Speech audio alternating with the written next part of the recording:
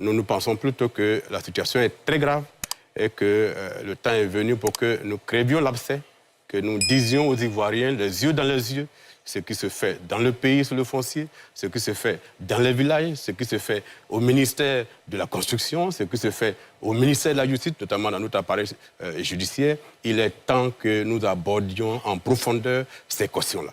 Pour moi, la situation est d'autant plus grave que les victimes n'osent même pas parler. Il y a quelques rares victimes qui ont le courage d'évoquer le sort qui leur est fait, mais la plupart des victimes que nous recevons, que ce soit au niveau de ma permanence en tant que député ou au journal L'Éléphant déchaîné, la plupart des victimes, pratiquement 9 victimes sur 10, ne veulent pas parler. Mais pourquoi? Mais parce qu'ils sont menacés, parce que les gens qui sont dans cet environnement et qui exproprient les Ivoiriens, y compris sous le faux, ont beaucoup de moyens et humilient au quotidien ces Ivoiriens-là. Donc beaucoup ne veulent pas parler. Donc c'est pratiquement 90% des personnes victimes d'expropriation qui ne veulent pas parler. Celles qui osent parler, c'est celles qui ont du courage, notamment cette dame, Mme Traoré, qui a eu le courage de faire une vidéo qui a déclenché tout ce processus-là. Et donc, je peux vous dire, peut-être que dans le prolongement du débat, avec des détails précis, on va vous dire l'ampleur de la situation.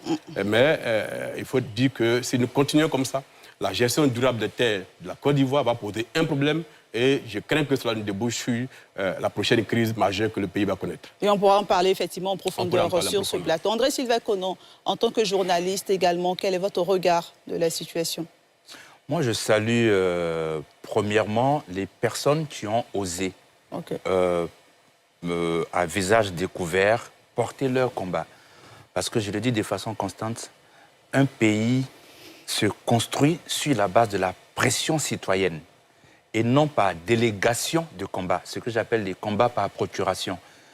Madame Assetou Traoré, elle a porté son combat et d'autres personnes avec elle portent ce combat. Donc, c'est la première chose. La deuxième chose, je salue vraiment les Ivoiriens. Depuis près de 2 semaines, nombreux sont focus sur cette affaire d'ACD, du ministère de la Construction.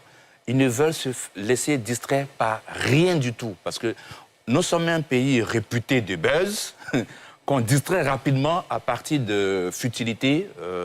Mais cette fois-ci, les gens sont focus. Et je salue vraiment cet éveil citoyen. C'est une conscience citoyenne. Je dis toujours qu'il y a une conscience citoyenne qui est en train de naître en Côte d'Ivoire. Et ça, c'est vraiment à encourager.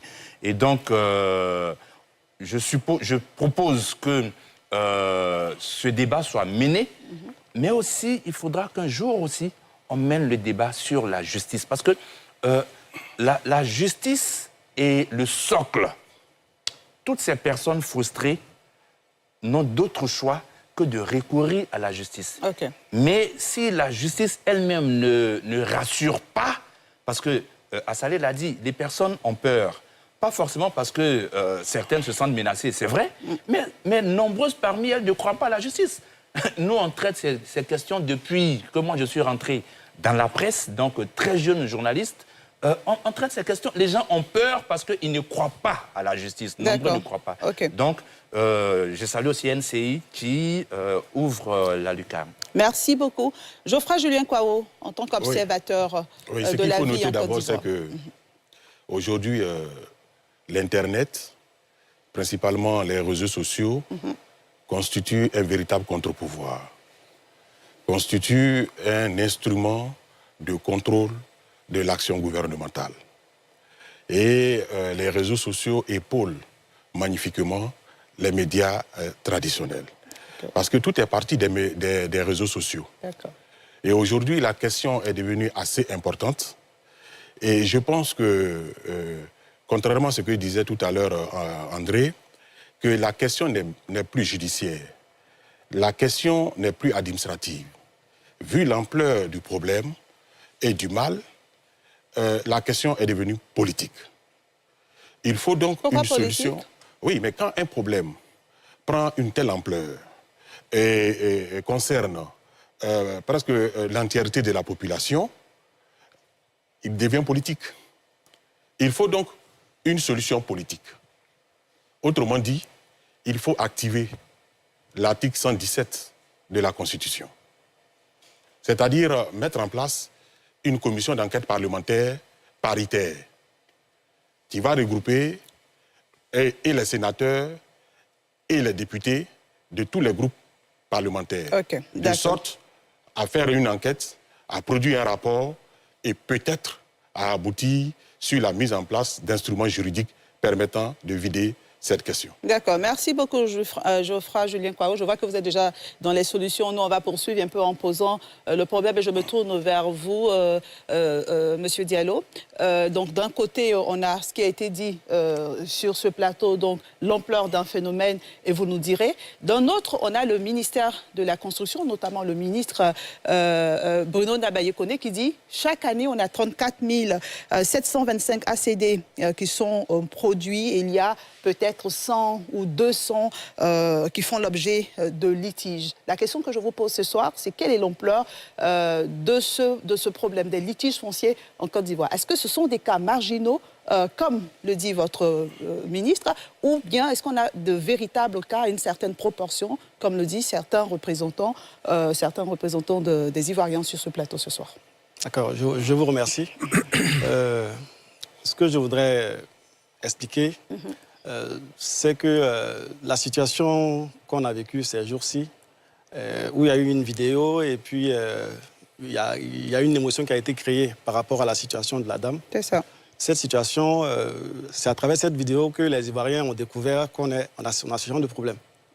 Nous qui sommes au ministère de la Construction, nous vivons ça tous les jours. Je vous dis bien tous les jours. Chaque fois que nous recevons des usagers, c'est pour des problèmes fonciers. C'est notre quotidien. C'est aujourd'hui que les gens découvrent ce problème. Non, on ne dira pas vraiment, hein, parce qu'il y a longtemps que ça domine l'actualité en Côte d'Ivoire quand même. Oui, aujourd'hui, ça a pris une certaine proportion, Okay. parce qu'il y a les réseaux sociaux qui ont permis de donner une certaine viralité à ce problème-là. Ce problème, il y a une histoire. Depuis la fin des années 90, où l'État s'est retiré de la production des terrains urbains. Parce qu'avant, c'est l'État qui faisait les terrains urbains, à travers la CETU, au niveau de la direction des grands travaux qui est devenue BNET plus tard. Lorsque l'État s'est retiré, il y a un vide qui s'est créé. Et le phénomène de lotissement villageois a commencé à voir le jour. Les lotissements sont faits par des personnes qui ne sont pas forcément des professionnels du secteur, avec des gestions approximatives. Et on a fonctionné comme ça jusqu'à maintenant. Les problèmes se sont accumulés. C'est le foncier, c'est la terre, ça y est là. Lorsqu'il y a un problème là-dessus, tant que ce n'est pas réglé, le problème demeure. Donc ça s'accumule, ça s'accumule, ça s'accumule. Et aujourd'hui, on est arrivé à un point où ça veut exploser. Et on a pris conscience de cela au niveau du ministère de la Construction. Tout au long du débat, on pourra vous détailler les mesures qu'on propose pour pouvoir faire face à cette situation. En parlant des litiges, des proportions des litiges, le Conseil d'État, en 2022, a organisé un séminaire à Bassam où, à cette occasion, le Conseil d'État nous a dit que 80% des contentieux dont ils sont saisis portent sur le foncier. C'est-à-dire que le problème a une certaine proportion. Mais au niveau du ministère de la Construction, nous sommes le ministère qui produit le plus d'actes dans ce pays. Okay. On produit le plus d'actes. Et les productions, les outils de production qui, jusqu'en 2024, se faisaient de façon manuelle. À partir de 2024, il y a un système informatisé unique qui est mis en place qui a permis d'apporter une certaine sérénité. Donc, ce travail qui est fait par des hommes, il peut y avoir des erreurs qui arrivent. Et comme c'est sur le foncier, ça va forcément créer des litiges. Il n'y a pas qu'au niveau du ministère de la Construction. Il y a les autres acteurs qui sont là. Ceux qui vendent les terrains. Ceux qui produisent les terrains, ceux qui vendent les terrains. Lorsque un terrain est vendu à une seule personne, le risque de litige est zéro. Mais quand on vend un terrain à deux personnes, forcément, les deux personnes vont se battre parce qu'à la fin, il y a un seul qui va prendre possession du terrain. Donc ce phénomène-là, nous sommes conscients de cela. On mesure l'ampleur, mais on relativise par rapport au nombre de terrains sur lesquels il n'y a pas de litige. C'est pour cela que le ministre a dit... On peut avoir le nombre aujourd'hui? L'année dernière, sur l'ensemble du territoire, on parle seulement de l'année dernière, on a produit plus de 34 000 ACD. Si on prend ne serait-ce que 1% de terrains litigieux sur ces 34 000, on va se retrouver très rapidement à des centaines de dossiers litigieux. Et s'il y a 100 personnes qui prennent leur téléphone et qui font du bruit, ça va faire vraiment un grand bruit. Et c'est pour cela que le ministre a relativisé la question des litiges. Tous ceux qui sont satisfaits ne parlent pas. Ils ont leur ACD, ils sont satisfaits, il n'y a pas de problème. Mais des gens qui sont mécontents, si on a 2, 3, 4 personnes aujourd'hui qui commencent à faire du bruit, ça va faire un grand bruit. Et c'est pour cela qu'on a l'impression que rien ne va. Sinon, pour vous, il y a des choses qui sont faites.